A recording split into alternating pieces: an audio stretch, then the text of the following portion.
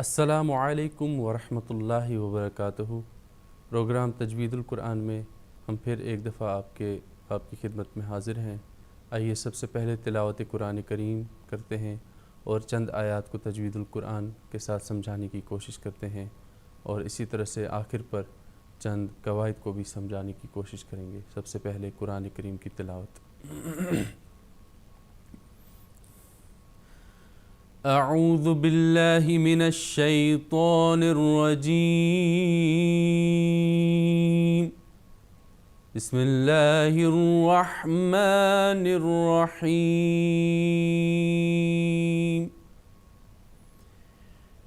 یسألونک عن الشہر الحرام قتال فیہ قل قتال فیہ کبیر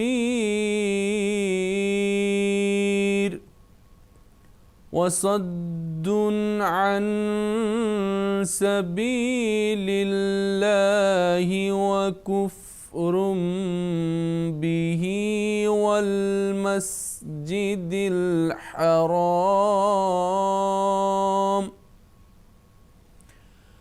وإخراج أهله منه أكبر عند الله والفتنة أكبر من القتل ولا يزالون يقاتلونكم حتى يردوكم عن دينكم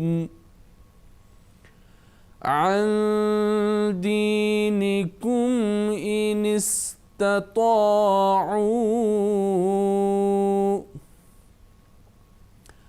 ومن يرتد منكم عن دينه فيمت وهو كافر فأولئك حبطت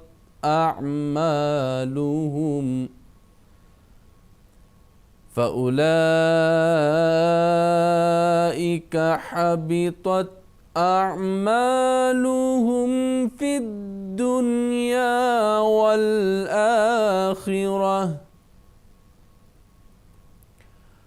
وأولئك أصحاب النار هم فيها خالدون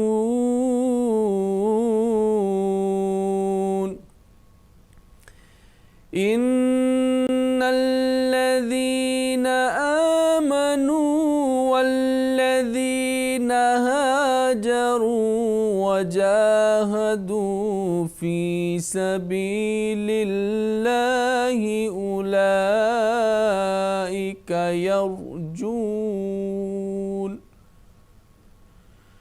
يرجون رحمة الله والله غفور رحيم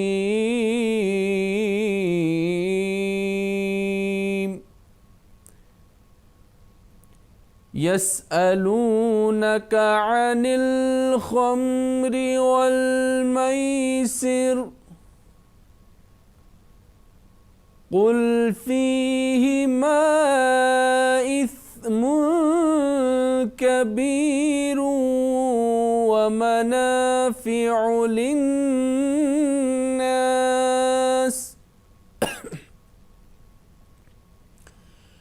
وإثمهما أكبر من نفعهما ويسألونك ماذا ينفقون قل العفو كذلك يبين الله لكم الآيات لَكُمُ الْآيَاتِ لَعَلَّكُمْ تَتَفَكَّرُونَ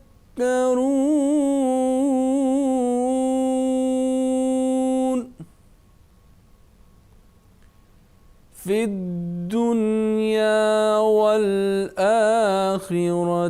وَيَسْأَلُونَكَ عَنِ الْيَتَامَى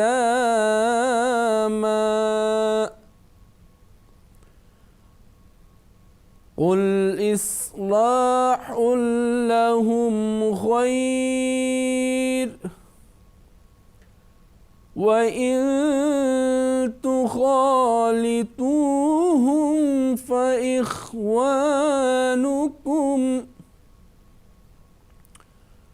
وَاللَّهُ يَعْلَمُ الْمُفْسِدَ مِنَ الْمُصْلِحِ وَلَوْ شَاءَ اللَّهُ لَأَعْنَتَكُمْ إِنَّ اللَّهَ عَزِيزٌ حَكِيمٌ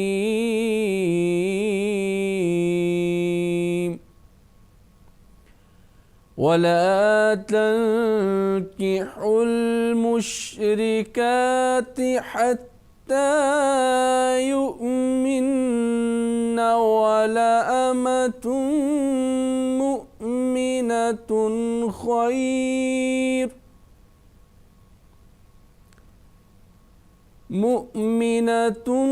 خَيْرٌ مِّن مُّشْرِكَةٍ وَلَوْ أَعْجَبَتْكُمْ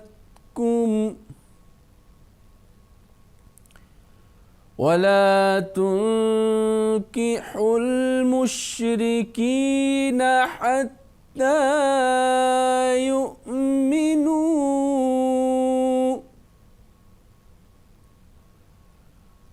وَلَعَبْدٌ مُّؤْمِنٌ خَيْرٌ مِّن مُّشْرِكٍ وَلَوْ أَعْجَبَكُمْ أُولَئِكَ يَدْعُونَ إِلَى النَّارِ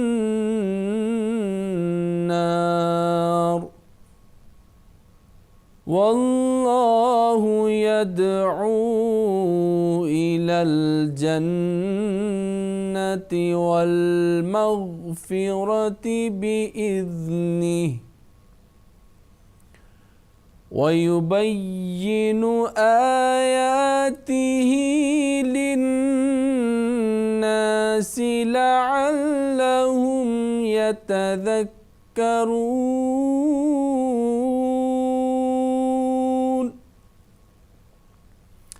آئیے اب چند آیات کو تجوید القرآن کے ساتھ ہم سکھانے کی کوشش کرتے ہیں۔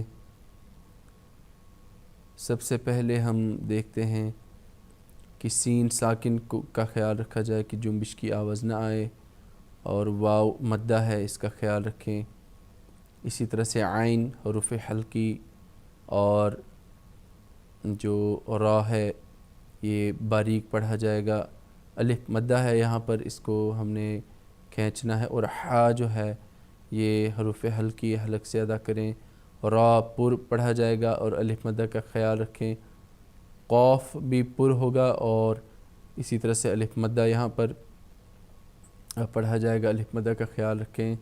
اسی طرح سے یا مدہ کا یہاں پر خیال رکھیں، یا مدہ کا قاعدہ ہے، اور تنوین کے بعد جو ہے وہ فا آیا ہے، یہاں پر اخفا ہوگا۔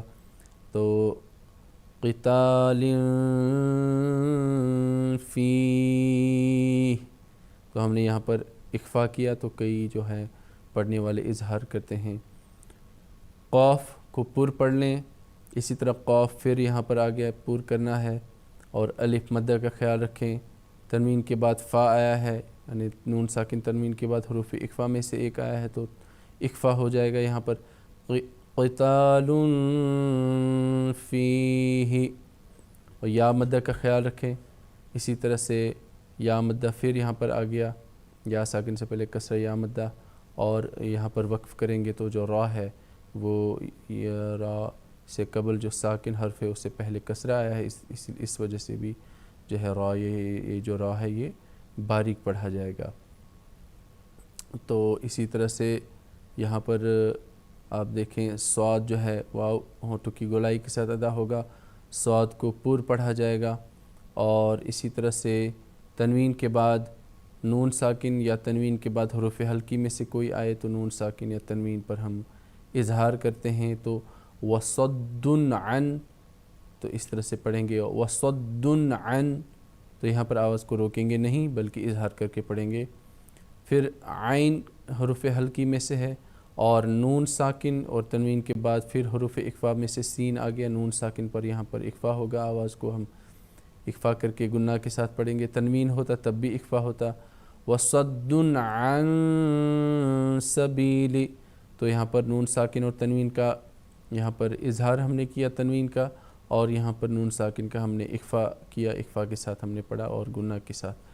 اسی طرح سے یا اب مدہ ہے، یا ساکن سے پہلے کسرہ ہے تو آواز کو لمبا کر کے پڑھنا ہم نے، اور یہاں پر سبیلی میں جو کسرہ ہے یہ اللہ کے لام سے پہلے آ گیا لی، اس وجہ سے یہ جو کسرہ ہے اس وجہ سے لام جو اللہ کا بیچ والا مشدد لام ہے یہ باریک پڑھا جائے گا، سبیل اللہ۔ اور واو ہونٹوں کی گولائی کے ساتھ ادا ہوگا۔ اسی طرح سے تنوین کے بعد با آیا ہے، اس لیے نون ساکن تنوین کے بعد با آئے تو نون ساکن تنوین کی آواز بدل کر میم میں آ جاتی اور گناہ کے ساتھ اس کو ایک الف کی مقدار کے برابر ہم پڑھتے ہیں۔ وَكُفْرٌ بِهِ واو کو ہونٹوں کی گولائی سے ادا کریں، اور اسی طرح سے سین ساکن کا خیال رکھیں جنبش نہ آئے بلکہ کلکلہ کے حروف جو ہیں وہیں پر جنبش آنی چاہیے، اس کے علاوہ جتنے ساکن حروف ہیں ان پر جنبش یا کلکلہ کی آواز نہیں آنی چاہیے۔ اور یہ ہم یہاں پر حا جو ہے یہ حروف حلقی ہے، حا حلق سے ادا ہوگا، اور را جو ہے پر پڑھا جائے گا۔ اور یہاں پر آپ اگر آپ کا سانس ہے تو آپ یہاں پر اکٹھا ملا کر پڑھ لیں، تو واو جو ہے ہونٹوں کی گولائی سے ادا ہوگا، خا یہاں پر پھر پر پڑھا جائے گا موٹا، را یہ بھی پر پڑھا جائے گا تھوڑی سی موٹی آواز کے ساتھ۔ اور اسی طرح یہاں پر فتح اشباعیہ ہے، کسرہ اشباعیہ ہے، یعنی یا مدہ کا قائم مقام ہے، یہ اس کو ہم نے لمبا کر کے ادا کرنا ہے۔ اور یہاں پر نون ساکن کے بعد ہا حروف حلقی ہے، تو نون ساکن تنوین کے بعد حروف حلقی میں سے کوئی آئے تو نون ساکن تنوین کا اظہار ہم کرتے ہیں، جیسے منہو آواز کو بالکل نہیں روکنا۔ اور اسی طرح سے یہاں پر کاف ساکن جو ہے اس پر خیال رکھیں جنبش کی آواز نہ آئے، کئی اس کو اکبر کہتے ہیں جو کہ درست نہیں ہے، اکبر اکبر تو اس طرح سے آواز آئے گی۔ را جو ہے وہ اکبرو پر ہوگا را کیونکہ ضمہ ہے، اور نون ساکن جو ہے نون ساکن اور تنوین کے بعد حروف اخفا میں سے دال آیا ہے، نون ساکن تنوین کے بعد حروف اخفا میں سے آئے تو نون ساکن تنوین پر اخفا ہوگا، تو یہاں پر ساکن ہے نون، عند اللہ عین جو ہے حروف حلقی اس کو بھی ادا کریں اور ساتھ ہی اخفا آپ کریں، عند اللہ۔ پھر اللہ کا جو لام ہے مشدد اس سے پہلے حرکت کو دیکھیں گے، فتح ہے اس وجہ سے جو اللہ کا لام مشدد یہ پر ہوگا۔ اور ہم وقف کریں گے تو اگر ہم وقف کریں جائز ہے، آپ وقف کریں یا آپ ملا کر پڑھیں تو دونوں صورتیں جائز ہیں۔ اگر آپ یہاں وقف کرتے ہیں تو یہاں پر ہم مزید اس کو مد عارض وقفی کے قاعدے میں لا سکتے ہیں اور اس کو مزید لمبا کر سکتے ہیں، عند اللہ، اور ہا جو ہے وہ ساکن بن جائے گا۔ پھر والفتنۃ واو ہونٹوں کی گولائی سے پھر، اور تا کا خیال رکھیں تا ساکن کا کہ جنبش نہ آئے، اور اسی طرح سے جو فتح ضمہ کسرہ ہیں ان کو یہاں پر خیال ہر جگہ رکھنا چاہیے۔ یہاں پر کئی جو ہے فتنتو بھی پڑھتے ہیں اور کہ درست نہیں ہے، فتح ضمہ اور کسرہ کو جلدی سے ادا کریں، اور سامنے جو لفظ ہوگا اس کے بیچ میں جو ہے وہ ڈھیلا پن بھی نہیں ہونا چاہیے، ڈھیلا آواز کو نہیں چھوڑنا چاہیے۔ تو والفتنۃ اکبر، والفتنۃ بھی کئی پڑھتے ہیں، اس کو لمبا کرتے ہیں مد میں چلا جاتا ہے، تو والفتنۃ اکبر۔ تو یہاں پر با جو ہے یہاں پر کاف ساکن جو ہے اس کا بھی خیال رکھیں کہ جیسے پہلے بھی بتایا گیا کہ آواز جو ہے وہ ساکن کی آنی چاہیے، نہ کہ جنبش کی آنی چاہیے آواز، کلکلا نہیں ہونا چاہیے۔ اور را جو ہے یہاں پر پر ہوگا کیونکہ ضمہ آیا ہے۔ اسی طرح سے آپ دیکھیں یہاں پر قوف جو ہے وہ پر ادا ہوگا، پر پڑھا جائے گا۔ تا ساکن کا بھی خیال رکھیں کہ یہاں پر جو ہے وہ کلکلا کی آواز نہ آئے۔ بار بار اس لیے بولا جا رہا ہے کیونکہ حروف کلکلا جب ساکن ہو انہی پر آواز کو جنبش آنی چاہیے، باقی جتنے بھی ساکن حروف ہیں وہ سمپل جو ہے وہ ساکن کے ساتھ ادا کرنے چاہیے۔ اور لام جو ہے اگر ہم وقف کریں گے تو لام ساکن بن جائے گا، جیسے وَالْفِتْنَةُ أَكْبَرُ مِنَ الْقَتْلِ۔ تو اس طرح سے ہم نے یہ اس طرح سے اس کو تجوید کے ساتھ خیال رکھنا ہے۔ تو ناظرین کرام، اب ہم چلتے ہیں پروگرام کے آخری حصے کی طرف، جس میں ہم مثالوں کے ساتھ بھی قرآن کریم ناظرہ اور تجوید کے ساتھ سکھاتے ہیں۔ تو آج کا جو سبق ہے وہ 24واں سبق ہے کہ نون ساکن و تنوین کے بعد لام اور را کا پڑھنا۔ نون ساکن کسے کہتے ہیں؟ نون کے اوپر جب سکون ہو، یا تنوین دو زبر دو زیر دو پیش۔ نون ساکن یا تنوین کے بعد لام یا را ہو تو اس نون کو لام یا را بنا کر اس میں مدغم کہتے ہیں مکس کرنا، ملانا، مدغم کر دیا جاتا ہے، ملا دیا جاتا ہے۔ اس طرح لام را پر تشدید آ جاتی ہے، نون پڑھنے کے لحاظ سے کلیتاً ختم ہو جاتا ہے۔ اسے ادغام تام کہتے ہیں۔ یکن لہن سے، اس کو یکن لہن کو انہوں نے کھول کے سمجھانے کی کوشش کی ہے کہ یکن اور لہن کو کس طرح سے پڑھنا ہے، سے یکن لہن، مطلب جو نون ہے یہ ادا نہیں ہوگا، نون ساکن۔ اور اس کو بریکٹ میں سمجھایا گیا کہ یہ اصل کون سا، جیسے ہم کہتے ہیں کہ فار ایگزامپل یہ لفظ ایسے بنتا ہے لیکن ایسا لکھنے میں نہیں آتا، لکھنے میں اس طرح آتا ہے، اور یکلہن اس طرح کی آواز آئے گی، یا کلہن، تو اس طرح سے، لیکن لکھنے میں ایسا آئے گا یکلہن۔ جیسے من ہے اور ربن ہے، اس کو کیسے پڑھا جائے گا؟ مر ربن، اور مثال کے طور پر یہ لفظ ایسے لکھا ہے مر ربن، اس طرح سے آواز ادا ہوتی ہے کہ جیسے اس طرح سے یہ لفظ لکھا ہو، لیکن اصل لفظ یہ ہے، تو اس کو سمجھانے کے لیے مر ربن اس کو لکھا گیا ہے یہاں پر سمجھانے کے لیے۔ تو آئیے اب کچھ مثالیں ہم پڑھ لیتے ہیں جس سے بات اور صاف ہو جائے گی کہ کس طرح سے نون ساکن اور تنوین کے بعد لام اور را کو پڑھا جائے گا۔ تو نون ساکن اور تنوین کے بعد لام اور را جو ہے اس کے بارے میں یہ بات یاد رکھنی چاہیے کہ آواز کو ہم نے بالکل نہیں روکنا ہے، اور روکنا کہاں پر ہے؟ نون ساکن اور تنوین کے بعد دوسرے اور حروف آتے ہیں جن پر آواز کو ہم نے روکنا ہوتا ہے۔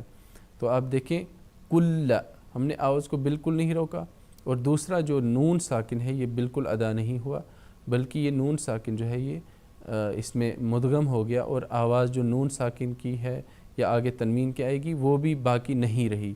تو کل میں کون سے ادا ہوئے؟ یہ جو پیش ہے یہ لام مشدد کے ساتھ ادا ہوا، کل مر، اب نون ساکن بالکل ادا نہیں ہوا، اور میم کسرہ جو ہے وہ را مشدد کے ساتھ ملا، مر پر ہوگا را، تلی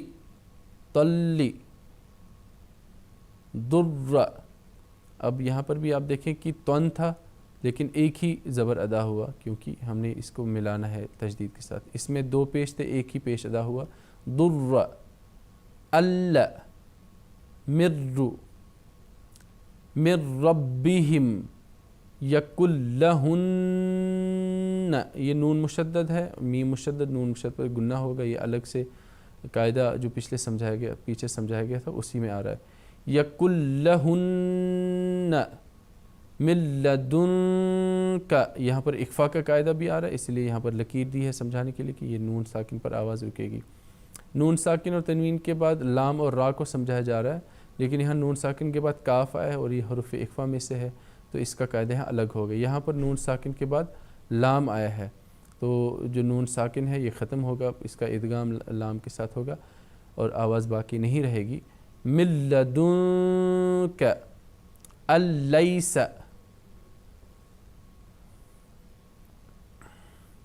من روحی وسطا لتکونوا، أذلهم من لم يتب شيطان الرجيم محمد رسول الله لذكر لك غفور الرحیم۔ تو ناظرین کرام، اس طرح سے آج ایک قاعدہ سمجھا دیا گیا ہے نون ساکن اور تنوین کے بعد لام اور را کو کیسے پڑھتے ہیں۔ تو اتنا یاد رکھیں سمپلی کہ نون ساکن اور تنوین کے بعد جب لام اور را آتے ہیں تو نون ساکن اور تنوین کی جو آواز ہے وہ نون کی آواز ان میں پائی جاتی ہے، وہ ختم ہو جاتی ہے اور وہ لام اور را کے ساتھ مل جاتی ہے، اور اس طرح سے جو ہے وہ اس کو ہم ادغام تام کہتے ہیں۔ تو اس طرح سے اس کے برعکس جو ادغام ناقص ہوتا ہے وہ نون ساکن اور تنوین کے بعد 4 حروف ایسے آتے ہیں جن کو ہم اصطلاح میں ینمو بھی کہتے ہیں، یا، نون، میم اور واو۔ تو قاعدہ ان کا ایک ہی ہے کہ نون ساکن اور تنوین کے بعد اگر یرملون کے حروف آئیں تو نون ساکن اور تنوین کا جو ہے وہ ادغام ہوتا ہے۔ اس میں سے ادغام 2 طرح کا ہے، ادغام تام اور ادغام ناقص۔ تو جو ادغام ناقص ہے وہ نون ساکن اور تنوین کے بعد ینمو کے اگر حروف یرملون میں سے آئیں 4 حروف تو وہاں ادغام ناقص ہوگا۔ اسی طرح سے جو ادغام تام ہوگا وہ نون ساکن اور تنوین کے بعد لام اور را آئیں تو اس میں ادغام تام ہوگا۔ تو ناقص اور تام میں کیا فرق ہے کہ نون ساکن اور تنوین کے بعد جب ینمو آتے ہیں تو نون ساکن اور تنوین کی آواز میں جو نون ہے وہ آواز باقی رہتی ہے اور گنہ کے ساتھ ہم اس کو پڑھتے ہیں۔ اسی طرح نون ساکن تنوین کے بعد جب لام اور را آتے ہیں تو نون ساکن اور تنوین میں جو نون کی آواز پائی جاتی ہے وہ ختم ہو جاتی ہے، وہ باقی نہیں رہتی۔ اس لحاظ سے بلا غنہ وہاں پر ادغام ہوتا ہے۔ تو امید ہے کہ آپ نے یہ قاعدہ سمجھ لیا ہوگا اور آپ نے مشق بھی کی ہوگی۔ آج کے پروگرام کا وقت ختم ہو گیا ہے، دیجیے اجازت انشاءاللہ تعالی پھر ایک اور پروگرام کے ساتھ ہم آپ کی خدمت میں حاضر ہوں گے۔ تب تک کے لیے السلام علیکم ورحمۃ اللہ وبرکاتہ۔